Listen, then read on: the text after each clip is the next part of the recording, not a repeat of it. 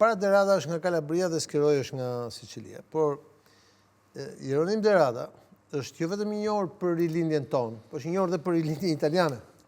Sepse ka qenë një poet i jashtëzakonshëm. Pasuria e gjuhës e Deradës është unike. Dhe ka jetuar goxha, ka jetuar gati 90 vjet. 89 vjet ka vdekur. Është unike. Pra ka qenë, si më thon, një për ne, për kombin shqiptar që mos asimilojmë, ka qenë një i dërguar nga Zoti i lartë për kontributin që ka dhënë. Njëta gjë dhe për Zef Skiroj, për shembull, familja Skiro ose Shiro që i thonë ata ose Skiro në Sicili, është identifikimi pikërisht me ato që ka qenë gjithmonë e rëndësishme për italianët, me emrat, mbiemrat, me familjet, me mënyrën se si ka rritur, janë personalitetet jashtëzakonshme. Ku ka Gramsci, thuhet që ka qenë Gramsci është kemi aktor, kemi këngëtar. Gramsci është një histori tjetër, sepse Gramsci ka lindur në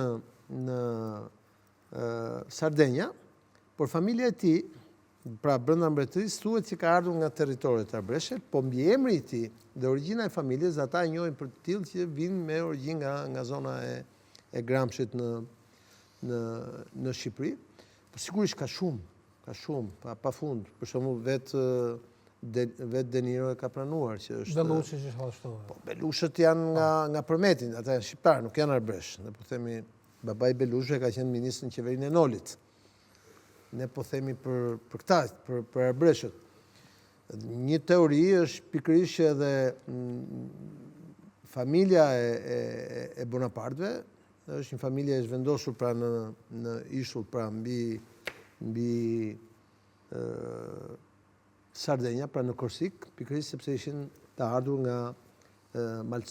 nga familje malësorësh arbreshësh, po e pa konfirmuar, pra nuk se kemi të dhëna data dhe dokumenta. Ajo që kemi të dhëna data dhe dokumenta është që në çdo qytet madh të Italisë kohë, sepse Italia ishte një Itali mesjetë e qeverisur nga qytetet, pra nga prisat dhe ata, ne kemi familjet mëdha shqiptare, kemi emrat e familjeve, kemi atje është koha që ne kemi dhe pap shqiptar që vinte pikërisht nga familjet arbreshe, për shembull kemi Papa Klementin, kemi disa pap të tillë. Ka qenë një apo dy pap? Jo, ka disa, por ne të konfirmuar kemi këta. Pastaj do studiues të mirëfillt që merren vetëm me historinë e kishës, por fakti që ne, për shembull, historinë e Skënderbeut kemi filluar ta studiojmë me Mesharin e Gjëmbuzukut, tregon që pikërisht janë kishat arkiva ku ne do të shkojmë të kërkojmë, që të gjejmë rrënjët e gjuhës shqipe edhe para 1200-s, edhe para 1400-s, sepse janë këta që na kanë ruajtur gjuhën, atë gjuhë që ne flasim sot, edhe ju edhe unë.